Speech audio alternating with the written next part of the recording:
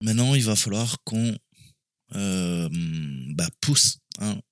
Moi, j'y ai pas accès encore à cette machine. Je sais que je peux uploader une image, hein, on avait vu. Donc on va commencer simple, on va se coder un petit truc sympathique, pour, essayer de prendre le contrôle, hein. Le but, c'est de pousser un web shell ou faire du common injection pour récupérer un river shell, peu importe, hein. Le but, c'est que, il va falloir pousser une image qui n'est pas une image, d'accord? OK, no sandbox. Bon, OK, les joies de l'informatique. Bon bref, c'est juste pour avoir un éditeur. OK, add folder, show welcome. Non, I don't care, go fuck out of there. Parfait. Donc, on va quand même, blablabla et on va l'enregistrer, save as, ouais. Alors, je vais l'enregistrer dans Toto le hacker et ça va s'appeler toto.php. Ok. Bon, allez, on va se mettre un petit peu de code. Donc HTML, on ne peut plus simple. Et dans du HTML, on va injecter quoi? On va injecter du PHP.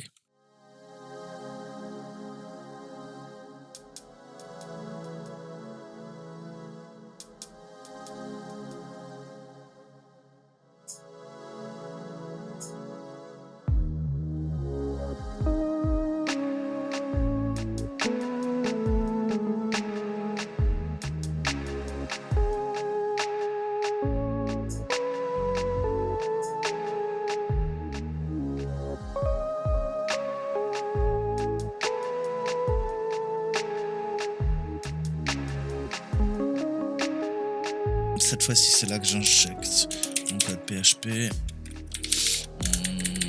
Qu'est-ce que je vais dire? Donc, on va se faire une indentation if. Alors, on va mettre is7 sur valeur. On récupère la valeur $get. Pareil, comme d'habitude, hein, on va faire exactement la même chose que j'ai fait dans la précédente vidéo. Qu'est-ce qu'on veut? Travailler sur un paramètre CMD. D'accord. On va refermer. Ensuite, on ouvre notre boucle. On va lui caler un appel système. On veut récupérer encore une fois la valeur et tout ça, ça va jouer sur CMD. Ok, parfait, fin de l'instruction.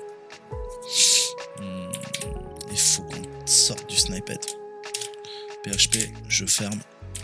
Voilà, donc là on devrait être pas mal.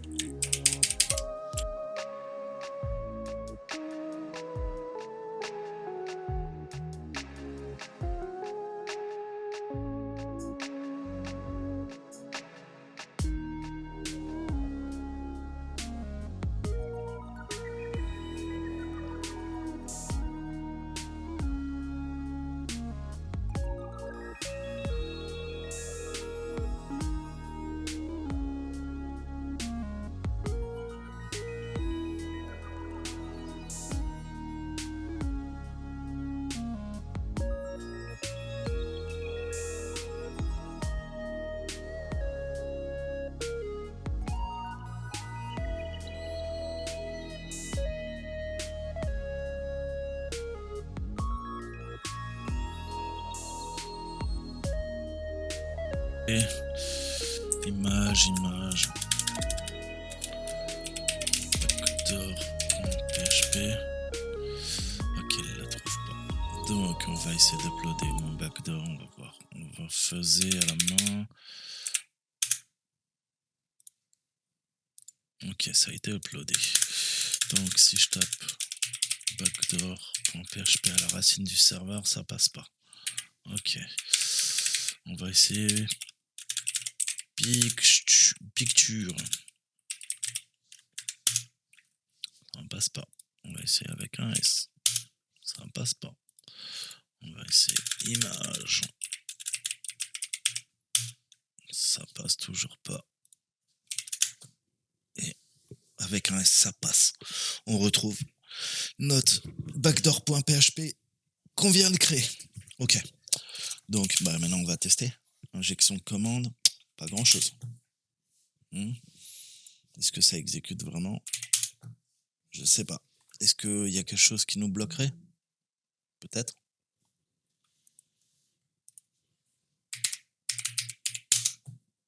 Ah! Vous avez compris pourquoi les commandes? Quoi? Tout c'était vide? Qu'est-ce que je vous ai dit? C'est un serveur Windows, c'est un 2IS. Donc si je rentre des commandes en DOS, d'accord?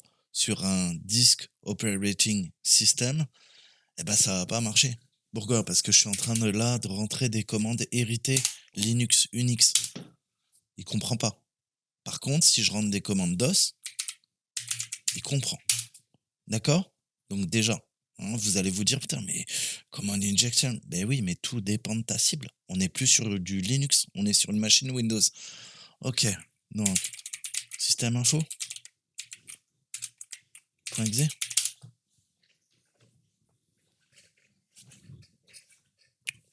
Donc c'est bien ça. D'accord? Donc on est maintenant sur le SRV, mais j'ai pas la main. Mais qui dit command injection dit prochaine étape, bah tout simplement reversal. Hein, on va pas se prendre la tête. D'accord? Ou même pas. Qu'est-ce qu'on pourrait faire? On pourrait carrément pousser Mimikatz ou Donut, hein, pour faire de la post-exploit directement sur le serveur, hein, et pas se prendre la tête. On va voir. Hein, on va voir. On va en apprendre un peu plus. Ipconfig. Voilà. Est-ce que j'ai du PowerShell.exe? Qu'est-ce qu'on va lui dire? wget http sur ma machine, la 10.50.111.6 sur le port 80. Tu vas récupérer mimi.exe. Ouais, on va peut-être l'offusquer. Toto.exe, parce que ça se trouve, il y a l'AMSI qui va nous faire la nique. Toto.exe. Donc ça sera Mimikatz, hein, tu l'as compris. Et on va lui faire un grand O. wget O en Toto. Toto.exe. On va essayer ça. Donc je retourne sur ma machine. On va aller récupérer Mimi. C'est les tools. Ok. Post. Exploit. On a Mimi qui est là. Je vais le copier. Mimikatz, tu vas aller dans mon HomeDir. Il est là. On va le renommer. Ok.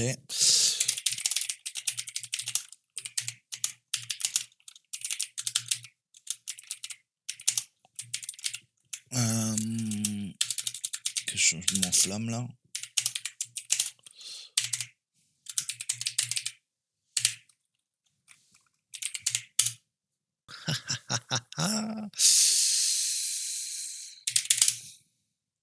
On a Toto exe. Ok. Yes. Alors. Il va falloir faire en aveugle. Ça va être super relou. Toto.exe.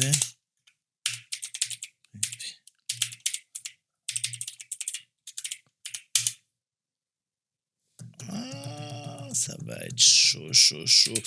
Bon, faut qu'on fasse en aveugle. Toto.exe. Alors, privilege.debug. Ça, c'est pour avoir le 20 OK. Hein, la limite, on peut s'en passer. C'est juste pour être sûr d'habitude que quoi? Qu'on est bien NT Authority System. Token Elevate. Élévation du jeton. D'accord? Ça, c'est ce qui va nous permettre maintenant de faire la fonction sec alsa, hein, pour pouvoir dumper en fait tous les passwords avec Mimikatz, si vous voulez. Alors, il ne faut pas que je commence à me distraire, pardon. Passwords, pluriel, et après, il faut faire un exit. J'espère que ça va marcher. Déjà, ça me paraît bien beau. Il nous a fait la nique. Il nous a supprimé. Ouais, donc il y a bien l'AMSI qui est en train de nous faire la mort. Donc, je vous mettrai encore plein de ressources que je vous avais déjà mises, mais il faut vraiment regarder les confs, regarder les slides de la DevCon. L'AMSI, c'est extrêmement compliqué. Faut avoir de bonnes connaissances en C et il faut comprendre comment fonctionne le noyau Windows. D'accord. Donc, et puis les appels RPC. Techniquement, on va faire très simple. Vos antivirus, ils ont des hooks. Des crochets en bas niveau et via le RPC, ils communiquent. On va faire très très simple, je vais vous mettre un petit diagramme. Donc, comment l'interface d'analyse anti-programme malveillant AMSI vous aide à défendre contre les programmes malveillants. Donc, pour une introduction à cette interface, l'AMSI, consultez ça, je vous laisserai aller voir, mais en tant que développeur d'application, vous pouvez participer activement à la défense contre les programmes malveillants. Plus précisément, vous pouvez protéger vos clients contre les programmes malveillants basés sur des scripts dynamiques et contre les voies non traditionnelles de cyberattaque. Par exemple, on va supposer que l'application soit scriptable. Si elle accepte un script arbitraire, elle exécute via un moteur de script. Au moment où un script est prêt à être fourni au moteur de script, votre application va pouvoir appeler les interfaces de programmation applicative API AMSI Windows pour demander une analyse du contenu. De cette façon, vous pouvez déterminer en toute sécurité si le script est malveillant avant de décider d'aller de l'avant et de l'exécuter. Donc, même si cela est vrai, même si le script est généré, donc cela est vrai même si le script est généré au moment de l'exécution. Le script malveillant ou autre peut traverser plusieurs passes de défuscation, offuscation, défuscation. Vous devez finalement fournir le moteur du script avec du code brut et non offusqué. C'est le point auquel on fera appel à l'API AMSI. Alors là, c'est ce qu'on voit, on a l'architecture AMSI, d'accord, avec des applications. Donc déjà, on a la partie droite. Ça, vous savez que sur tous les Windows classiques et serveurs, on a le Microsoft Defender. Alors, Microsoft Defender, c'est l'antivirus qui est fourni gratuitement, qui fait pas mal le taf. Windows Defender Service, on le voit tout en haut. C'est le msmeng.exe et il est composé de deux composantes. On a d'abord une DLL qui va gérer le scan engine, donc c'est le moteur heuristique, il va détecter le comportement et ensuite on a des appels RPC puisque pour pouvoir communiquer avec le noyau qui est en bas, en fait votre userland, c'est la couche du haut, va communiquer via des appels RPC, Remote Procedure Call, appel de procédure à distance, et on a un serveur Defender RPC qui est géré par une autre DLL. D'accord. Donc on voit qu'on a le serveur RPC d'un côté et on a également le moteur de détection anti-malware. D'accord. Donc à la fois anti-virus et anti-malware. Ça fait deux choses. Ensuite, tout en haut, c'est votre userland. Vous utilisez votre Windows, vous êtes en haut. Ça, c'est notre userland. Ensuite, on a des couches d'interaction qui viennent s'intercaler via des appels, et on va faire différents, vous voyez les RPC, et les RPC en fait permettent de faire communiquer le noyau avec les couches les plus hautes. D'accord.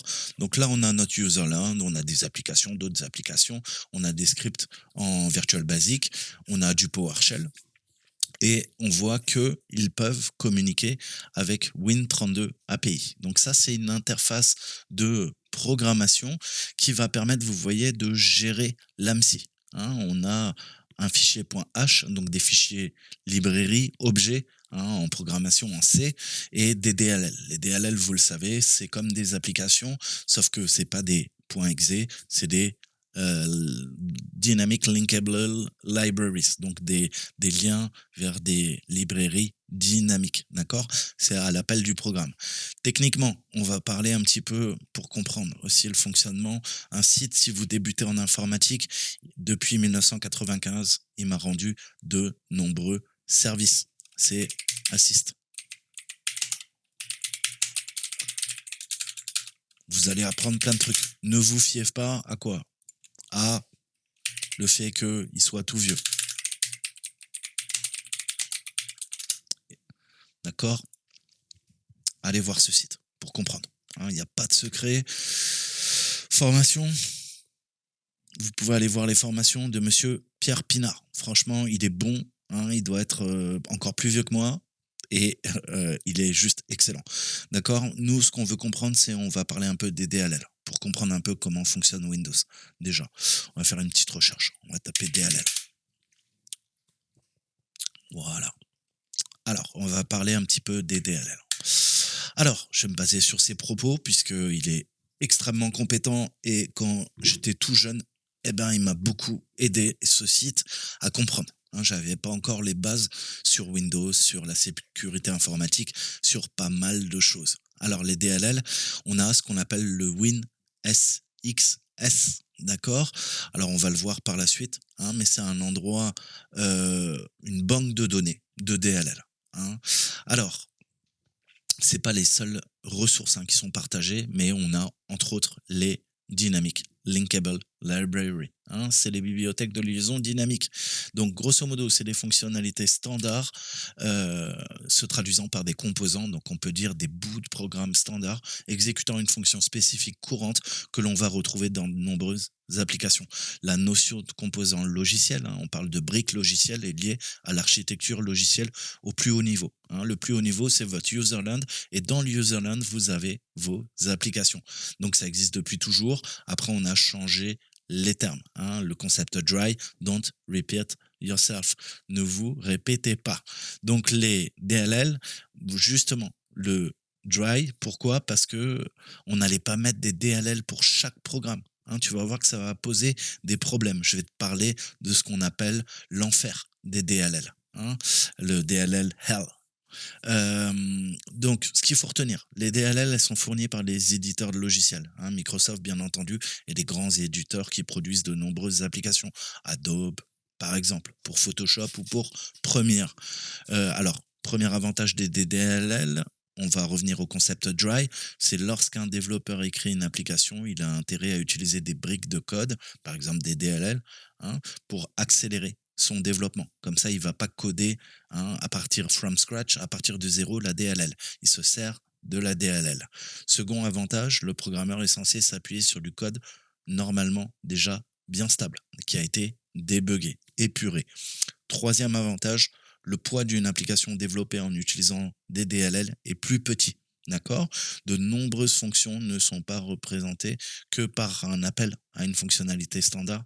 Donc, de nombreuses fonctions ne sont représentées que par un appel, à un call, à une fonctionnalité standard externe au programme qui sera mise à disposition du programme. On appelle ça une montée en mémoire par un mécanisme du système d'exploitation. Techniquement, c'est une phase de post-compilation, traduction du code écrit par le programme en un code exécutable par un ordinateur. Hein, rappelle-toi, l'ordinateur ne comprend que l'opcode, le code machine. D'accord? Donc, tu as besoin d'un compilateur. Qu'est-ce que va faire le compilateur? Il va prendre le code source et les librairies, les objets. Hein, on a du point O, du point H, du point SO sous Linux et les fameuses DLL sous Windows. Et ça, ils vont en faire un exécutable. Cet exécutable, en fait, quoi? Contient le code machine qui va pouvoir être opéré sur l'ordinateur, sur ton microprocesseur. Donc, on appelle ça une édition des liens, Linkedit, qui introduit dans le code de l'application des appels aux bibliothèques externes. C'est pour ça que quand tu installes des applications ou des jeux vidéo et tu n'as pas les fameuses DLL, il va dire erreur, librairie 23.dll non trouvée dans System 32 ou dans Syswo, etc., etc. D'accord? Pourquoi? Parce que ça fait appel à ces DLL. Alors, je t'ai parlé de la compilation dynamique, c'est exactement ça, et on a de la compilation statique. Statique, eh ben justement, tu auras tous ces liens, tu auras toutes ces librairies, mais tu as vu que ça prend un paquet de place. Hein, ça veut dire que ton exécutable, il peut faire plusieurs centaines parfois de MO. D'accord? L'avantage, c'est qu'il pourra fonctionner sur n'importe quel Windows, même si la DLL n'est pas présente. Pourquoi on fait ça? Parce que pour nous, hein, on a besoin d'avoir de la portabilité. Quand on pirate des machines, je veux que l'exécutable puisse s'exécuter. J'ai pas envie que le Windows, le Linux me dise hey, mec, il me manque mes librairies, je peux pas le lancer ton programme. Cependant, vous le savez, nous, on est hackers. D'accord? Donc, on a une utilisation particulière des ordinateurs. Un développeur n'a pas cette logique. Hein. C'est pour ça qu'on se rattache au DLL. Je sais que tu vas installer DirectX qui va t'installer des DLL pour tes jeux vidéo. Et tes jeux vidéo, quand ils se lancent, ils sont codés en C, en C++ ou en C# et ils vont faire appel à ces DLL. C'est pour ça que quand tu installes un jeu vidéo ou une application, des fois, tu as plein de librairies. Hein, je vais te montrer un exemple que tu comprennes bien. Très souvent, voilà, tu vas voir plein d'applications. Donc ça me permet de gérer quoi? On a généralement, c'est installé. Hein. Il y a le Xna framework. Tout ça, c'est des frameworks qui vont te permettre de faire fonctionner du .NET, qui vont faire fonctionner tes DLL avec DirectX, hein, qui permet de gérer ta carte 3D. D'accord? On a les VC Reddit. Hein, ça, on l'a tous sur notre ordinateur. C'est quoi? Bah, ça permet d'installer Microsoft Visual C++.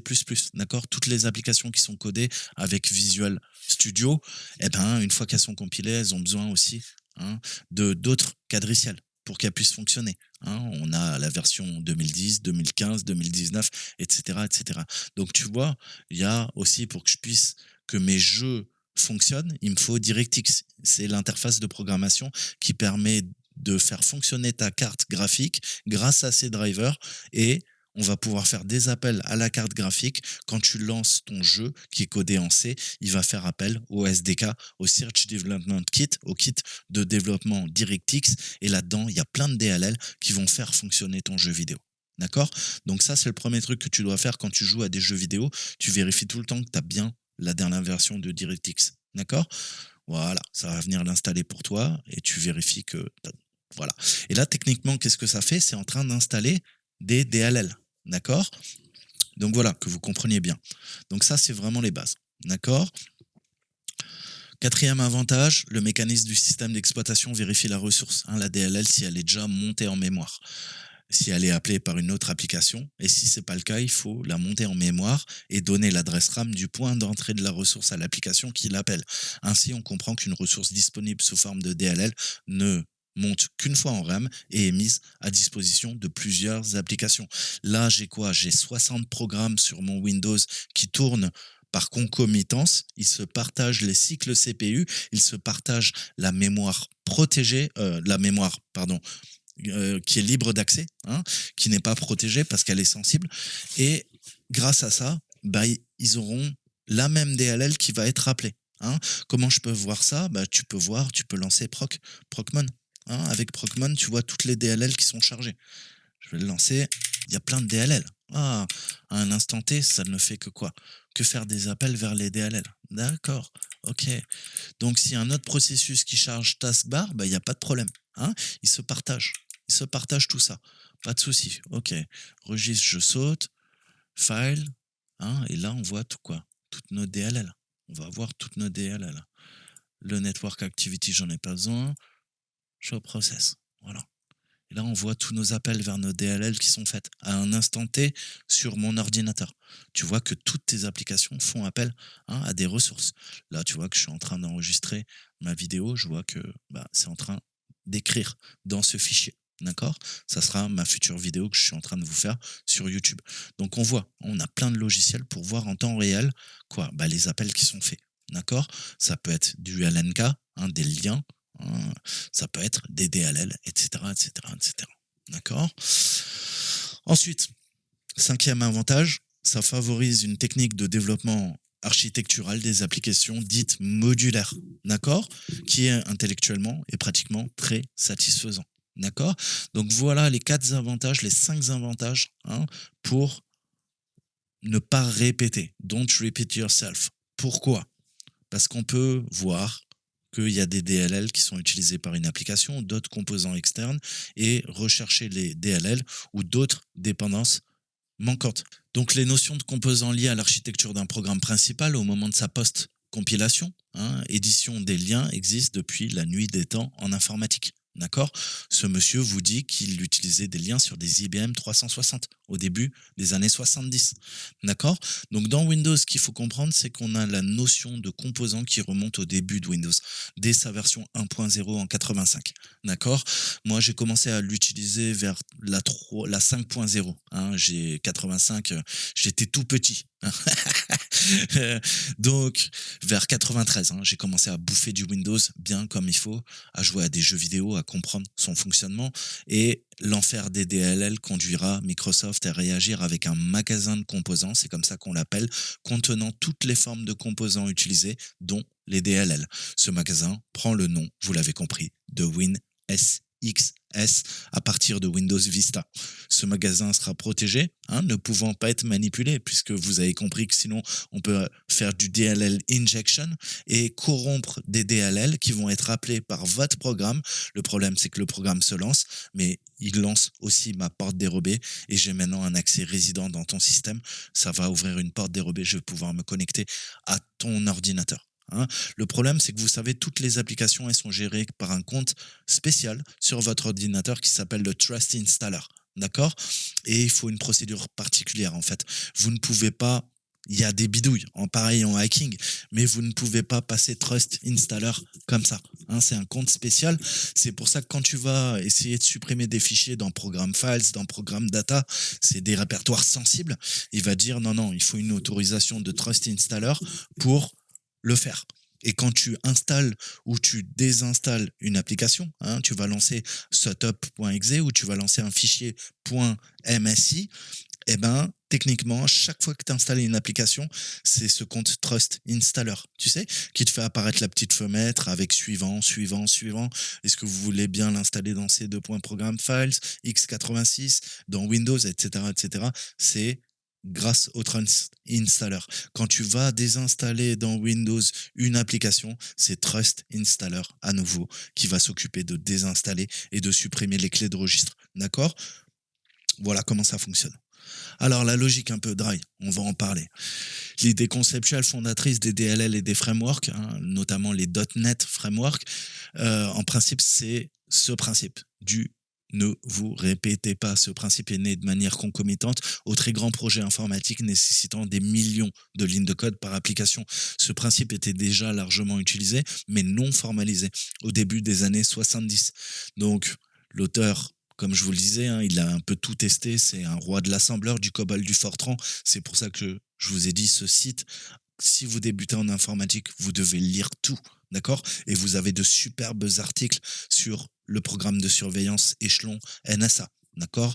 Comme quoi, on dirait que tous les informaticiens à un certain niveau s'intéressent à ce que font les agences de renseignement. Mais c'est un autre problème. On réécrit donc les mêmes routines, les mêmes séquences d'instructions de très nombreuses fois au sein d'une unique application. Et plus encore à travers toutes les applications. Donc ce principe, c'est de la logique en développement informatique, en DevOps, c'est de développer des briques logicielles, des bibliothèques de fonctions et de services qui a amené à ces idées, dopées au fantasme des informaticiens. Donc le but, pourquoi on fait tout ça ? C'est de ne pas réécrire 36 fois la même chose. D'accord ? Il y a deux logiques, c'est dry, don't repeat yourself, et vous le savez, en ingénierie logicielle, on a le kiss comme bisou, mais ça veut dire keep it simple, stupid. Comment je pourrais le traduire ? Garde tout simple, espèce de bêta. La logique KISS en développement informatique, c'est que vous less is more. Cette même philosophie que vous retrouvez dans le monde Unix et Linux. Avec moins, on peut faire plus. L'adage dit toujours, pourquoi faire simple quand on peut faire compliqué ? Nous, on inverse cette logique en ingénierie logicielle. Pourquoi faire compliqué quand tu peux faire simple ? D'accord ? Et ça passe par le développement du code, ça passe par les logiques de votre code, votre algorithmie, quand vous allez créer votre code, d'accord ? Et sa maintenance, sa portabilité, son interopérabilité. Tout ça, quand vous serez développeur, on va vous l'apprendre, d'accord ? Pensez à la relecture du code. Pour qu'il soit maintenable, votre code doit être simple. Il faut qu'il soit bien annoté, qu'il y ait des commentaires. Donc tout ça, c'est cette logique KISS, d'accord ? Il faut gagner du temps, de la place en mémoire, puisque je vous ai dit, nous, dans les années 70, bon, j'étais pas né, mais la mémoire coûtait une fortune. Et je vous ai dit, maintenant, on a 60 gigas de RAM, 24 gigas de RAM, 32 gigas de RAM, 64 gigas de RAM, on s'en fout. Mais c'est pas une bonne pratique. Je vous ai dit, l'éthique du hacker, c'est de se soucier du moindre cycle CPU, de la moindre place en mémoire et de la propreté de votre code. D'accord ? Écrire un segment de code une bonne fois pour toutes, de manière parfaite et universelle, documentée, non ambiguë, optimisée. Ça, c'est les bases si vous êtes développeur. Gagner en vitesse de développement, gagner en fiabilité et stabilité, puisqu'on s'appuie sur des fondations éprouvées. Je vous répète, avant vous, il y a eu des gens comme vous qui se sont cassés les dents, qui se sont triturés les méninges. Donc ne réinventez pas la roue. Il y a des gens avant vous qui ont fait ce travail. Suivez leurs pas. Ça, c'est l'éthique. Que ça soit en hacking ou que ça soit en dev. D'accord? Et puis gagner en vitesse de débogage et de test. D'accord? Élever son point de vue et se concentrer sur la conception et l'architecture d'une application. Enfin, gagner en maintenance et en évolution. Documentation, universalité et portabilité. Maintenant, on va parler un peu de l'enfer des DLL. Hein, je vous en parlais dans une des vidéos. Je vous disais que ça peut être vite un enfer. Alors, c'est quoi cette expression? Pareil, si vous êtes dev, vous devez absolument comprendre cette logique. Les DLL, je vous ai dit, un virus ou fausse manipulation effacée par un désinstalleur d'une application sans tenir compte le fait que la DLL pouvait servir à d'autres applications. On a eu ce problème. DLL manquante. Et là, qu'est-ce que tu fais, Toto? Il va sur Google et il dit DLL win32.dll manquante. Et là, tu as les 20 premiers sites de Google qui te disent ah, viens télécharger cette DLL si elle est manquante. Sauf que tu sais pas, parmi ces 20 sites, il y en a 18 qui te proposent une DLL avec un virus, avec une injection de DLL. Toi, tu vas la mettre. Ok, ton programme, il marche à nouveau. Tu vas pouvoir lancer ton jeu vidéo. Tu viens de te faire pirater. Attention, les DLL, ne télécharge jamais une DLL. Si tu veux récupérer une DLL, tu es assez fou pour le faire. Tu prends un ISO d'une image Windows et tu extrais la DLL d'un Windows. Et d'un Windows qui vient du site de Microsoft, pas un ISO que tu as téléchargé. D'accord? Une version modifiée. C'est le meilleur moyen de te faire pirater, je répète. D'accord? Donc c'est à la faute d'innombrables désinstalleurs d'applications qui sont vraiment merdiques et qui vont supprimer des choses et qui vont soi-disant nettoyer le registre Windows. Ne touchez jamais au registre Windows. Je vous conseille d'aller lire cet article. Je vous mettrai tout en description de la vidéo. D'accord? C'est ce qu'on appelle des adware, des crapware. D'accord? C'est des pourriciels. C'est-à-dire que vous pensez que vous allez améliorer votre ordinateur, en fait, ça fait que pourrir votre ordinateur. Ensuite, ça peut être modifié. Ça peut partir d'une bonne intention, un éditeur de logiciel qui a amélioré une DLL, faisant par la même occasion chuter toutes les autres applications qui utilisent cette DLL et qui ont absolument besoin de l'ancienne version. Et vous allez voir que des fois, il y a des DLL qui disparaissent et l'application ne marche plus du tout. D'accord? Donc, les DLL, on ne fait pas n'importe quoi avec. Alors, l'enfer des DLL, c'est un nom désignant un ensemble de problèmes rencontrés avec le concept de DLL sous Windows, dont les problèmes de conflit de version, de DLL manquante, de DLL dupliquée, de DLL manquante, pas du tout, plus ou mal enregistrées dans le registre Windows. Lorsqu'une application a été mise au point à un moment donné, avec une version précise de chaque DLL qu'elle utilise, mais que depuis des petits malins fournisseurs de DLL comme Microsoft, Adobe et compagnie ont réécrit les DLL pour qu'elles fassent le job mieux et plus vite, un jour, à l'occasion d'une installation, d'une mise à jour d'un logiciel quelconque, l'ancienne DLL est remplacée par sa mise à jour et plusieurs des applications qu'il utilisait ne fonctionnent plus. On va prendre l'exemple de l'application 1 et de l'application 2 qui se partagent la même DLL. Un jour, l'application 1 est mise à jour et cette mise à jour comporte également la mise à jour de la DLL partagée avec l'application 2. Depuis ce jour, l'application 2 qui nécessite l'ancienne version de la DLL ne va plus fonctionner. C'est l'enfer. L'éditeur de l'application 2 n'existe plus ou se fiche complètement de cette vieille application qu'il n'a pas l'intention de mettre à jour ou parle une langue que vous êtes incapable d'utiliser pour lui expliquer le problème, etc., etc. Vous voyez qu'il y a des applications encore fonctionnelles, héritées, qui vont disparaître à cause de cette lutte intestine des DLL. hein. On a un deuxième exemple, c'est un désinstalleur d'une application, hein. Je vous le disais, d'innombrables implications imbéciles de nettoyage ou d'accélération du registre Windows. Toutes ces applications, il vous le dit le monsieur, sont des menteuses, hein. On n'accélère pas Windows par le nettoyage et la réorganisation du registre Windows. C'est le meilleur moyen de péter votre Windows, hein. Je vous le dis tout de suite, attention au registre Windows, attention au DLL. Et c'est écrit en rouge, ne touchez jamais au registre Windows. Je touche au registre Windows parce que j'ai 30 ans d'expérience sur Windows. Ok? Toi, si t'as pas ces 30 années, tu n'y touches pas. D'accord? Tu commences pas à bidouiller ou tu le fais en laboratoire pour essayer de comprendre comment ça fonctionne. Ou tu es hacker, hein, et comme nous, hackers, ouais, on va s'amuser à modifier des registres. Mais parce qu'on sait ce qu'on fait. D'accord? Enfin, je pense savoir ce que je fais. Je suis pas sûr, en fait. Ensuite, le problème des shared DLL, hein, le compteur de partage. Une DLL est inscrite dans le registre Windows, comme vous le savez, avec une première application qui l'utilise. Son inscription est affublée d'un compteur de partage qui est mis sur 1. Hein. Donc c'est une D-word dans le registre Windows. Vous savez on va faire très simple, on a des D-word, double word, et on a des Q-word, des quad word. Les D-word sont en 32 bits. D'accord? Les quad words sont en 64 bits. C'est important. Lorsqu'une nouvelle application est installée, elles vont utiliser la même DLL et elle n'est pas réinscrite. C'est juste le compteur de partage qui est incrémenté. Plus 1. D'accord? Troisième application, plus 1. On sera à plus 3. Donc, lorsqu'une application est désinstallée, les compteurs des DLL qu'elle partage avec d'autres applications sont cette fois-ci diminués. Hein.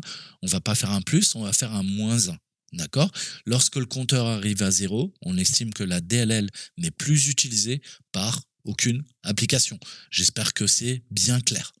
En théorie, mais en théorie seulement, non seulement la DLL n'est plus partagée, mais elle devient de facto inutile. Donc elle peut être désinscrite et même détruite pour gagner de la place. Hein. Un de ces utilitaires inutiles, on ne citera pas de nom, qui est censé quoi? Eh ben, accélérer votre Windows, va s'en apercevoir et va désinscrire la DLL, détruire son fichier, risquant d'anéantir le fonctionnement d'autres applications qui ne s'inscrivent pas dans le registre Windows pour fonctionner et n'inscrivent pas leurs utilisations de DLL. Encore une fois, c'est ce qu'on appelle du best practice. Ok? Tu devrais le faire, mais tu n'es pas obligé de le faire. D'accord? Et parfois, des applications utilisent le registre Windows. C'est ce qui est préconisé par Microsoft. Mais il y a plein de développeurs qui codent comme des pieds et qui s'en battent les... Je vais pas dire le mot. Et qui n'utilisent pas le registre Windows. Qui vont installer leur application à des endroits où ils ne devraient pas. Hein, puisque si on a inventé Program Files, c'est parce que justement, il est plus sécurisé que si tu installes quoi? Ton application à la racine. Hein. Je te rappelle que via le DLL injection, on pourra attaquer des chemins à la racine de ton disque dur beaucoup plus facilement que si elles étaient présentes dans Program Files. Pourquoi? Parce que avec ICA CLS, avec iCalc, on peut calculer justement les droits en lecture, écriture, exécution, et ces endroits sont quand même plus protégés que d'autres parties de ton système, de fichiers, de ton disque dur. D'accord? Donc il y a des règles, et ces règles, si on les a inventées, c'est pas pour rien. Mais il y a des développeurs, il y a des gros développeurs de logiciels qui s'en battent les coucougnettes. D'accord? Donc en plus, pour une raison ou pour une autre, coupure de courant, plantage du système, les compteurs de partage peuvent se retrouver à 0 de manière totalement erronée. D'accord? Ça arrive. Donc 1, ne touchez pas au DLL. 2, ne les détruisez jamais. Hein. Allez voir, voilà, le PEPCAC. Allez voir ce petit virus. Donc, on rajoute une deuxième couche. Ne touche jamais à ton registre Windows. Troisième couche. Ne touche jamais à ton registre Windows. Hein, parce qu'une DLL peut exister sous plusieurs versions simultanées. Eh ouais, c'est fou. Qu'est-ce que je te disais? Version 16 bits, héritée des vieux Windows, 32 bits, à l'époque de Windows 2000 XP, et ensuite 64 bits. Windows 7, 8, 8.1, 10, 11. D'accord? Plus les Windows Server en 64 bits, toujours, puisque ce sont des serveurs. D'accord? Et parce que l'éditeur du logiciel qui ne fonctionne plus a disparu et que le logiciel ne fonctionnera donc plus jamais. hein.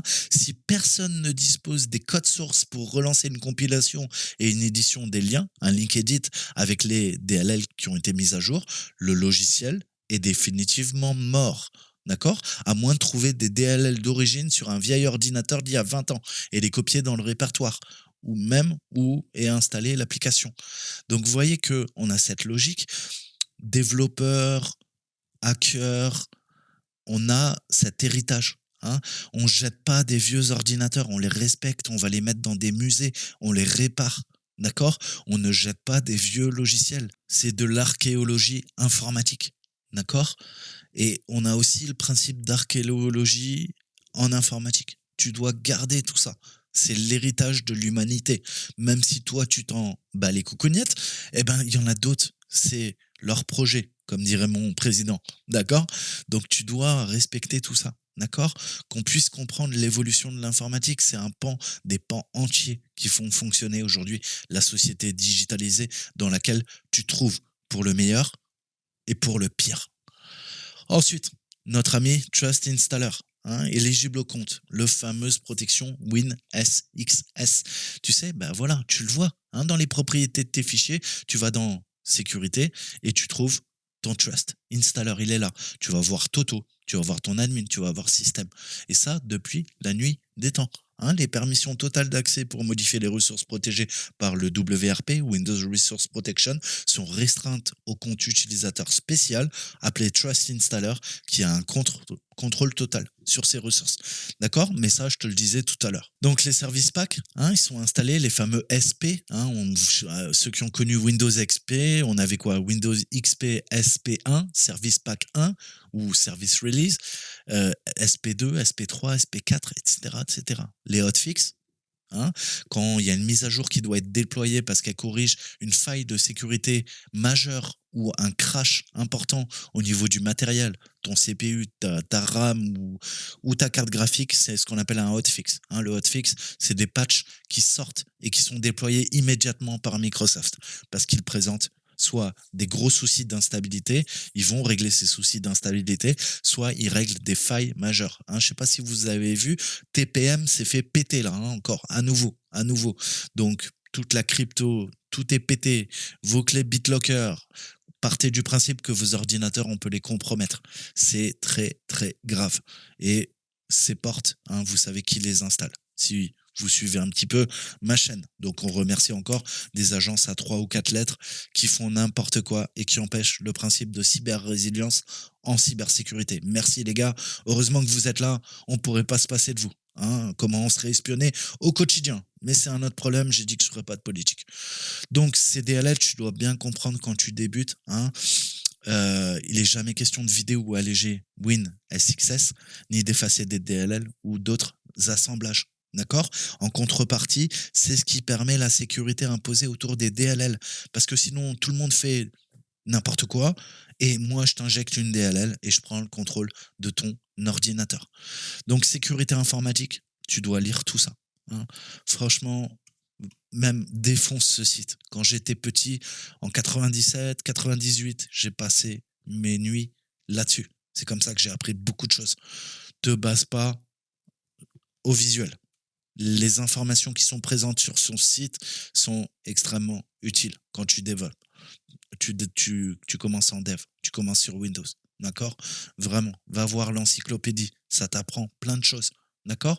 Alors, il n'y a pas tout, mais quand tu débutes, je te jure, prends le temps d'aller lire, d'accord? Et il y a des choses tranquilles aussi sur les brevets, des affaires dans les années 90-2000, hein, les trucs de la NSA, va voir, c'est important pour comprendre hein, comment on t'espionne. Ah, NSA, Vance Stoller, oh, SolarWind, oh, Agence de l'ombre, la fabrique des espions, oh, oh, oh, depuis le 11 septembre 2001, oh, c'est ce que me dit Saltimbanque dans toutes ses vidéos, oh, la vie privée, t'en as plus, oh, Agence de l'ombre, oh, bah, il y a même des documentaires, ouh, j'ai plein de ressources. Ah bah je vais aller, je vais creuser, hein, je vais comprendre pourquoi je suis un petit peu dans le caca. Ah, ouh. C'est comme ça que vous allez apprendre plein de trucs. Hein. Et puis, hacker, ni Dieu ni maître. Hein. La logique. Voilà. Donc, défoncez-moi ce site. Hein. Défoncez-moi-le, s'il vous plaît. Mais revenons à nos moutons. Donc, vous avez compris que l'interface AMSI Windows, elle est ouverte. Hein. N'importe quel antivirus va pouvoir utiliser AMSI pour communiquer via des appels RPC et au plus bas niveau. D'accord? Et ça va permettre la discussion des moteurs de script, mais pas que. D'accord? Grosso modo, votre logiciel, c'est un jeu qui va valider les plugins avant de les installer. Et on a plein de scénarios pour utiliser AMSI, tout simplement pour essayer de scanner et bloquer. C'est ce qu'on voit. Qu'est-ce que je fais? Je suis en train de pousser Mimikatz sur l'ordinateur. Il reste sur le disque dur une trentaine de secondes. Et automatiquement, qu'est-ce qu'on fait? On est jeté. Toto, qu'est-ce qu'il y a? Il a disparu. D'accord? Donc on voit que le PHP, ça passe. Par contre, on voit bien que tout ce qui est exé, c'est pas bon. Donc, il va falloir qu'on commence à creuser et qu'on bypass tout ça. Donc tout ça, pareil, je vous mettrai à les lire, je vous mettrai des conférences. Il y aurait beaucoup, beaucoup, beaucoup à dire. Donc, notez, lisez tout ça. Nous, le but, ça va être de combiner des techniques. Je ferai des cours sur l'évasion. C'est extrêmement complexe. Il paraît que c'est des gars qui ont un bac+8 qui font ça. Donc moi, je suis simple autodidacte. Je vais le faire à mon petit niveau. Il y a des gens bien meilleurs que moi, heureusement. Et vous, il va falloir bosser. Mais avant d'apprendre l'évasion, apprends à coder en C. D'accord?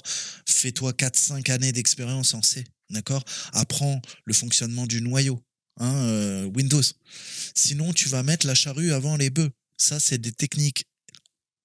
Alors, tu peux faire très simple. On va voir nous simple pour introduire le sujet. Mais après, c'est des techniques extrêmement poussées. Je te disais, c'est des red teamers. C'est des mecs qui ont 5-6 diplômes. En plus d'une maîtrise, tu vois, ou d'un doctorat en informatique, voire plus. D'accord?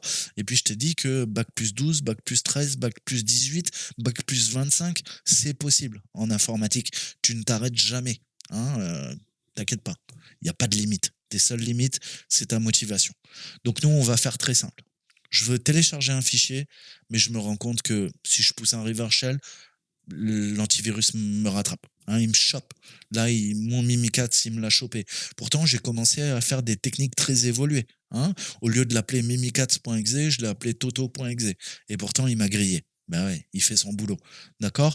Donc, je vous ai dit, le sujet de l'évasion des antivirus, c'est vaste. Mais nous, c'est de comprendre comment on peut utiliser des quadriciels en C2. Je vous ai montré Covenant. On va l'utiliser, d'autres outils offensifs. Et on va essayer de comprendre comment la détection s'opère, les bases, encore une fois, parce que c'est bien plus complexe, et comment on peut écrire une charge utile, notre outil, le modifier, nos propres outils, ou reprendre Mimikatz, Seatbelt, et essayer de contourner les solutions EDR, XDR, comme on les appelle.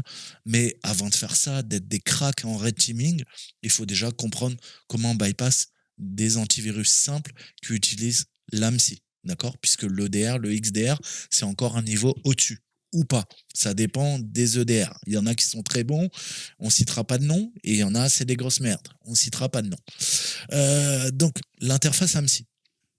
Maintenant, tu as compris un petit peu, ça fonctionne par strat, ça fait appel à différentes briques, d'accord? Ça va venir scanner et c'est intégré au sein de PowerShell. PowerShell, c'est un langage de scripting. Tu peux faire de la programmation orientée objet même avec, et tout est objet dans PowerShell, je tiens à insister, et ça va s'interfacer avec l'AMSI. C'est ça qui est bien. Ça va permettre à toutes les applications ou services de s'intégrer dans les produits antivirus. Et de scanner tout ce qui est malveillant. Il va analyser l'AMSI des charges utiles et les scripts avant leur exécution à l'intérieur de la runtime, comme on l'appelle. D'accord? Donc, t'oublies pas, AMSI, c'est également l'interface de scan, et ça va permettre d'interfacer les applications, les services de n'importe quel produit antivirus et anti-malware. D'accord? Donc, l'AMSI, c'est une protection améliorée contre les logiciels malveillants pour les utilisateurs finaux, vous et leurs données, les applications et tous les postes de travail. D'accord? C'est pour ça que avant il n'y avait pas d'antivirus qui était préinstallé sur Microsoft Windows, et vous le savez depuis quelques années, hein, depuis quoi? J'ai pas envie de dire de bêtises, mais depuis Windows, après Windows 7, hein, je crois que c'était obligatoire. Windows 8.1, il y avait déjà, hein, il faisait ses débuts, il y avait Windows Defender, hein, comme on l'appelle. Donc allez voir la documentation, il y aurait beaucoup de choses à dire, mais voilà comment les données circulent, hein, au niveau de l'AMSI. On le voit là. D'accord? Donc, on a la couche Win32, les fameuses API avec leur DLL. On a la couche COM, hein, le COM, le DCOM, c'est une autre interface de programmation qui peut être appelée. On voit que c'est elle qui va initialiser. Le Win32 va gérer, hein. En fait, on va mettre ça dans une mémoire tampon, hein, c'est ce qu'on appelle le scan buffer. Et après, on va, vu qu'on a quoi? On a un tampon, on va pouvoir insérer une chaîne, un string. D'accord? Ça va nous permettre de scanner.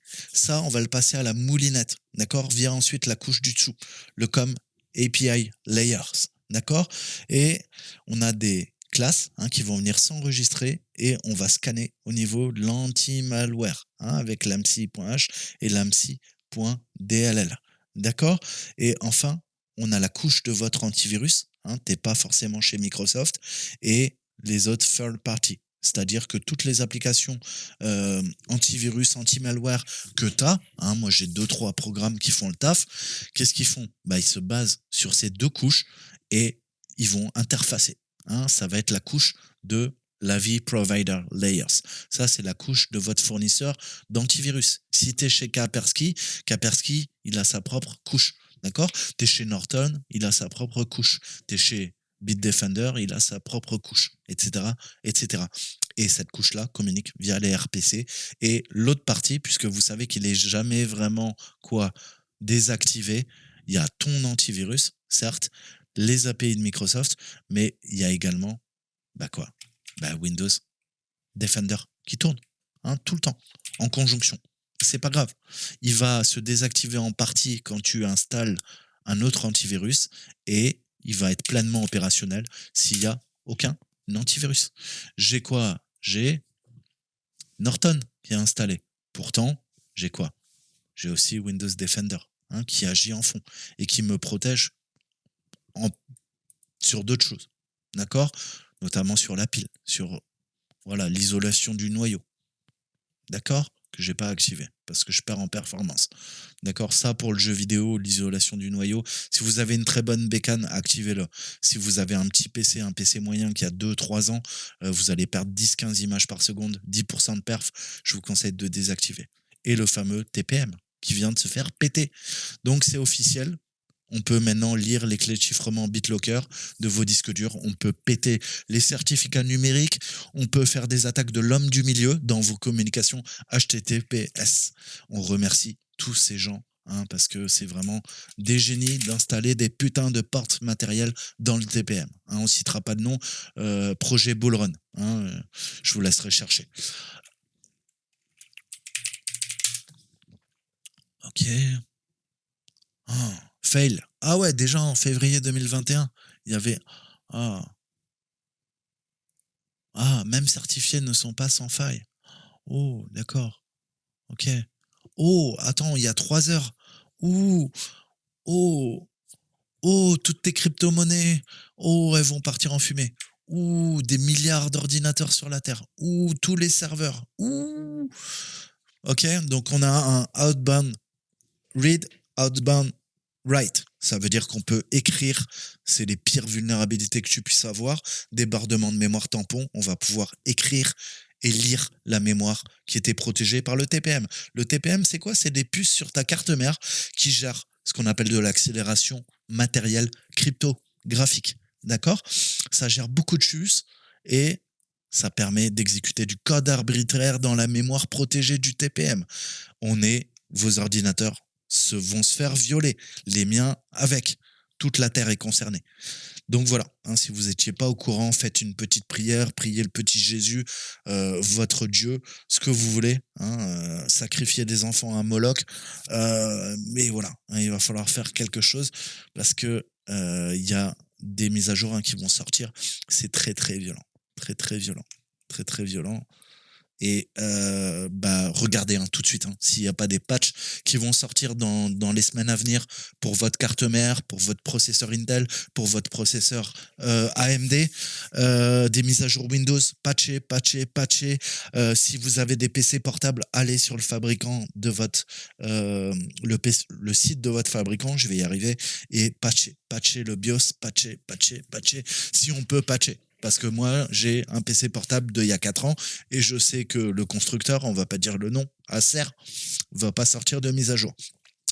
Ça veut dire que j'ai l'ordinateur que je suis en train d'utiliser, hein, qui est dédié aux agences de renseignement, à YouTube, c'est mon PC poubelle, hein, vous pouvez venir le pirater, il n'y a pas de problème, c'est cadeau. Bah, je sais qu'il est pas sûr, hein, mais je le savais déjà, d'accord, je me fais pas d'illusions de toute façon. Donc voilà, faites gaffe, patchez, patchez, patchez, patchez, patchez. Hein, TPM très violent, d'accord. Donc TPM c'est encore un niveau au-dessus, hein. Là je vais pas vous en parler, mais voilà, il y a des petits soucis. Donc en fait, on va faire très simple.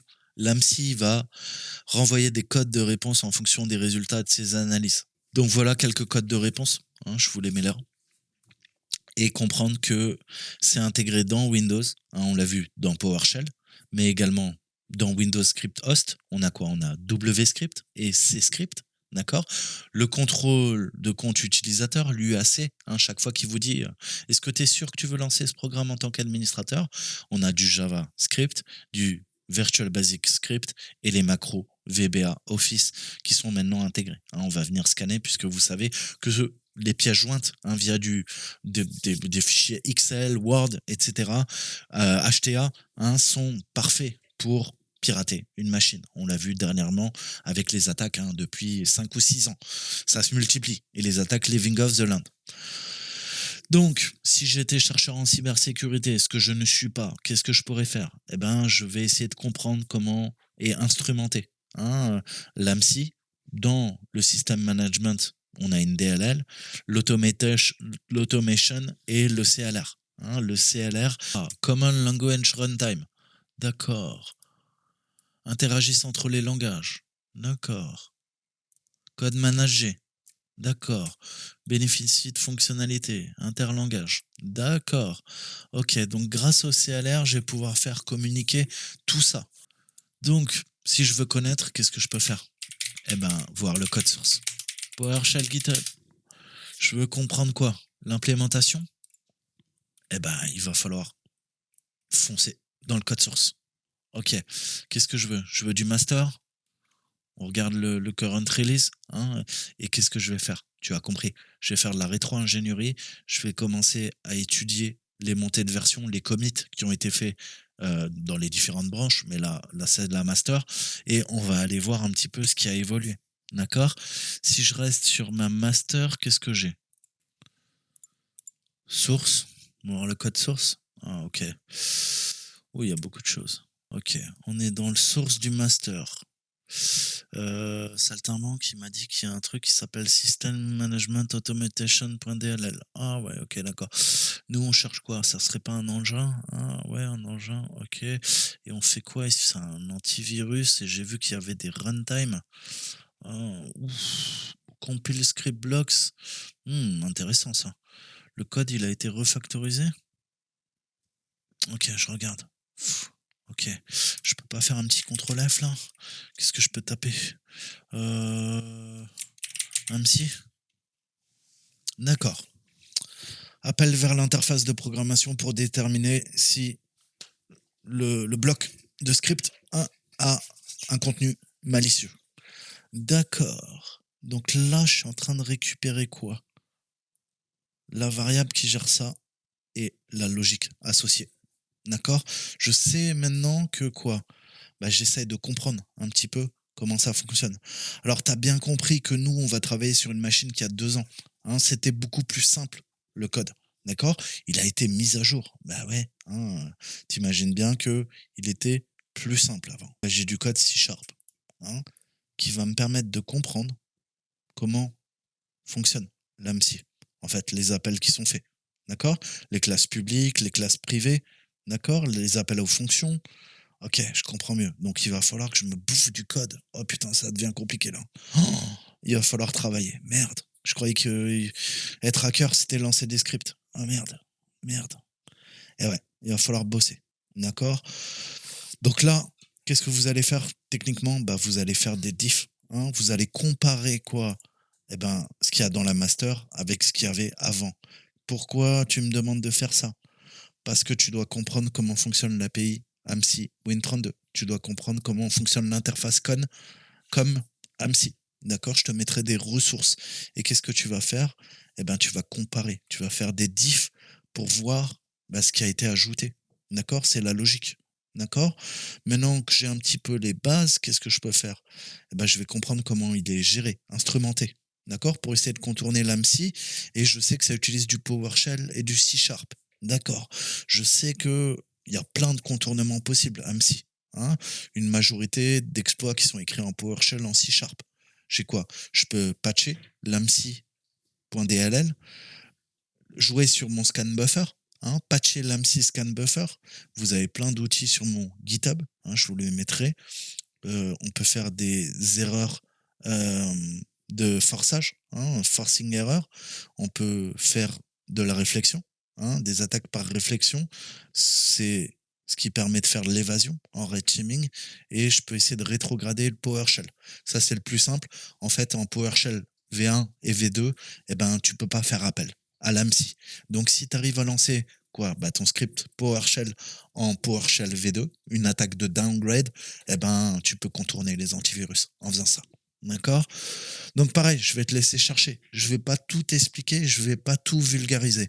Comme ça, les gens qui bossent en informatique, qui veulent devenir ingénieurs, ils comprendront parce qu'ils vont se donner les moyens. Et tous les scripts qui regardent les vidéos de saltimbanque pour apprendre à contourner les antivirus et à faire des saloperies sur Terre, ils en seront pas capables parce qu'ils sont pas assez curieux, pas assez intelligents. C'est pas leur métier. Donc, ils comprendront pas ce qu'on va faire.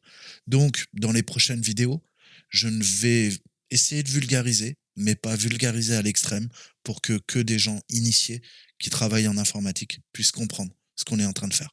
Donc, je vais utiliser du jargon, ok? Et je vais arrêter de vulgariser à outrance. On va être un petit peu technique, d'accord?